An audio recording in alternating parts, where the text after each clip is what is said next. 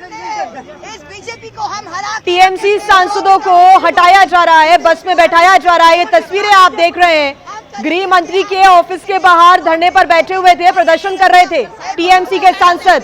ED के छापे के खिलाफ ये विरोध किया जा रहा था और अब उनको हटाया जा रहा है।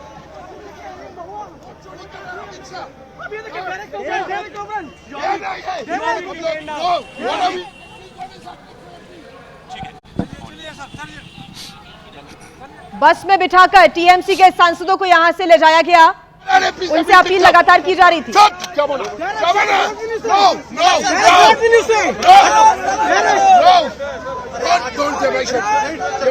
ये मत करो।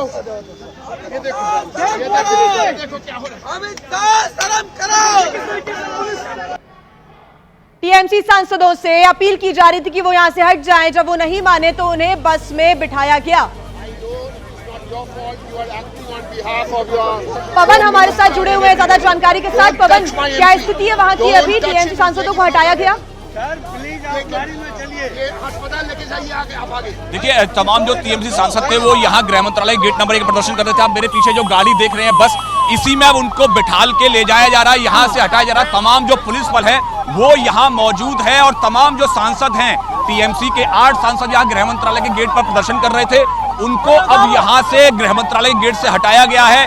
सुबह से ही तमाम जो 8 सांसद थे टीएमसी के, वो यहाँ प्रदर्शन कर रहे हैं। आप तस्वीरों में देख सकते हैं कि तमाम जो हैं वो जो है यहाँ प्रदर्शनकारी जो है तमाम यहाँ स्लोगन बोलते हुए नजर आ रहे हैं।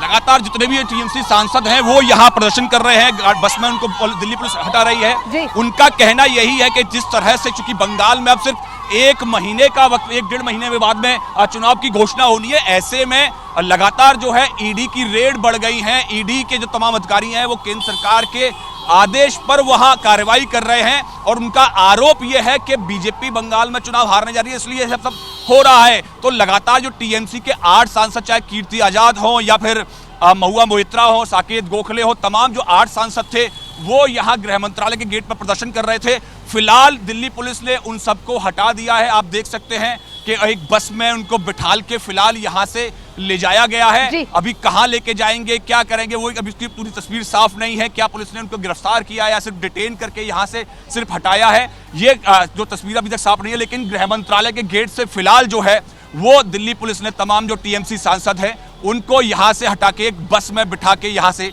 दिल्ली पुलिस ले गई है।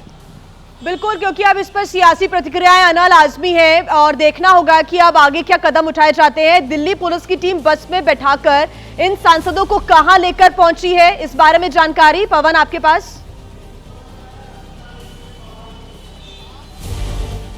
देखिए, अभी कहां लेके जा रही है इसके लेकर कोई जानकारी नहीं है। लेकिन फिलहाल दिल्ली पुलिस के जो तमाम अधिकारी थे वो यहाँ कर्तव्य भवन के सामने पहुंचे और यहाँ से जो टीएमसी के तमाम सांसद थे जो यहाँ प्रदर्शन कर रहे थे सुबह से ही, उनको फिलहाल आप तस्वीरों में हमने दिखाया भी कि उनको यहाँ से हटाकर और बस में बैठाया गया और बस से उनको यहाँ से फिलहाल हटा दिया गया है। अब ये कहाँ लेके जा रहे हैं अभी इसकी जानकारी फिलहाल नहीं है। लेकिन फिलहाल जो है वो टीएमसी के जो 8 सांसद यहाँ प्रदर्शन कर रहे थे उनको दिल्ली पुलिस बस में बैठाल के यहाँ से ले गई है। बिल्कुल, इसको लेकर अब प्रतिक्रियाएं जो आएंगी सामने, इस पर नजर रहेगी। जो टीएमसी के सांसदों की तरफ से पुलिस जब समझाने की उनको कोशिश कर रही थी कि वो यहां से हट जाए, उनकी तरफ से तब क्या कहा जा रहा था, जब उनको डिटेन किया गया तब उन्होंने किस प्रकार के आरोप लगाए और साथ ही साथ हमने सुना नारेबाजी भी यहां पर गृह मंत्री के खिलाफ भी की गई है टीएमसी के सांसदों के द्वारा। पवन, देखिए, जाहिर तौर पर कल शाम को भी जब जैसे ही पश्चिम बंगाल में रेड की खबर सामने आई आईपैक के ऑफिस में, उसके बाद ही खुद मुख्यमंत्री ममता बनर्जी वहां आईपैक के ऑफिस पहुंचती है और वहां से फाइलें उठा के बाहर जाती हैं और लगातार गृह मंत्री और प्रधानमंत्री के ऊपर हमला बोलती है। उसके बाद में आज सुबह से ही टीएमसी के सांसद यहाँ पहुंचे और यहाँ प्रदर्शन कर रहे थे। जो कर्तव्य भवन है गृह मंत्रालय जो यहाँ है और वहाँ उनके दफ्तर के बाहर जो है प्रदर्शन कर रहे थे। जब हमारी उनसे बात हुई तो उनका कहना यही था कि पश्चिम बंगाल में अब 1-1.5 महीने के अंदर चुनाव की घोषणा हो जाएगी। मार्च के अंत में और अप्रैल में वहाँ पश्चिम बंगाल में चुनाव होता है। तो ऐसे में बीजेपी और केंद्र सरकार जो है वो लगातार जो तमाम जो ऐसी एजेंसीज हैं उनके जरिए वहाँ टीएमसी के ऊपर दबाव बनाना चाहती है, टीएमसी नेताओं को डराना चाहती है। उसके चलते ही ये सारा ईडी की रेड हो रही है। उनके साथ साथ उनका ये भी आरोप था कि तमाम जो फाइल्स जो थी वो ईडी अपने साथ ले गई है, उसमें हमारी इलेक्शन की स्ट्रेटेजी थी, कौन कौन कैंडिडेट कहां से लड़ सकता है, उस पूरा एक डाटा तैयार था। वो सारे डाटा को जो ईडी है वो अपने साथ ले गई है, यानी कि पश्चिम बंगाल चुनाव से पहले टीएमसी के ऊपर दबाव बनाने की कोशिश, ऐसा आरोप जो है वो टीएमसी के तमाम सांसद यहां लगा रहे थे। और उनको जब ले जा रहे थे तो उनका कहना यही है कि केंद्र सरकार और बीजेपी टीएमसी से डर गई है। ममता बनर्जी विपक्ष की सबसे मजबूत नेता हैं जो नहीं डरती, और कल उनका वाकया आपने देखा, ऐसा कहना तमाम टीएमसी सांसदों का है। तो ऐसे में लगातार वो यहाँ प्रदर्शन कर रहे हैं और प्रदर्शनकारियों को यहाँ से फिलहाल हटा दिया गया है और उनको यहाँ से दिल्ली पुलिस एक बस में बैठाल के ले गई है। लेकिन ये जो लगातार हंगामा है, राजनीतिक बयानबाजी है, पूरे वाकया को लेकर वो यही समाप्त नहीं होगी।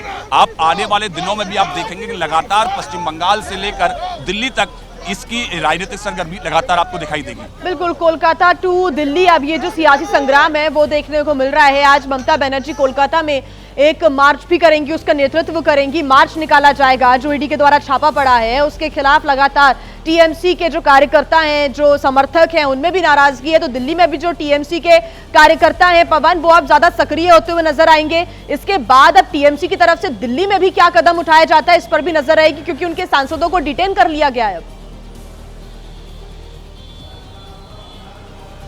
देखिए, जाहिर तौर पर जिस तरह से चूंकि पश्चिम बंगाल में विधानसभा चुनाव होना है और राजनीतिक सरगर्मी लगातार तेज है, एक तरफ बीजेपी जो है वो अपनी रणनीति पर काम कर रही है। बीजेपी के राष्ट्रीय अध्यक्ष जेपी नड्डा भी पश्चिम बंगाल के दौरे पर, कल लगातार तमाम पार्टी के नेताओं के साथ उन्होंने बैठक की। तो ऐसे में जब कल ईडी की रेड पड़ती है टीएमसी के जो आईपैक के दफ्तर पर, वहां ममता बनर्जी पहुंच जाती है और उसके बाद में लगातार वो बीजेपी के ऊपर हमलावर होती हैं, प्रधानमंत्री और गृहमंत्री को लेकर लगातार बयानबाजी वो करती हैं। और उसके बाद में आपने देखा उन्होंने ऐलान किया कि टीएमसी जो है पूरे पश्चिम बंगाल के अंदर इस पूरी रेड के खिलाफ में वो लगातार एक प्रदर्शन मार्च निकालेगी। और प्रदर्शन मार्च आप पूरे दिन देखेंगे, आप पश्चिम बंगाल में आपको प्रदर्शन मार्च भी होते हुए दिखाई देगा।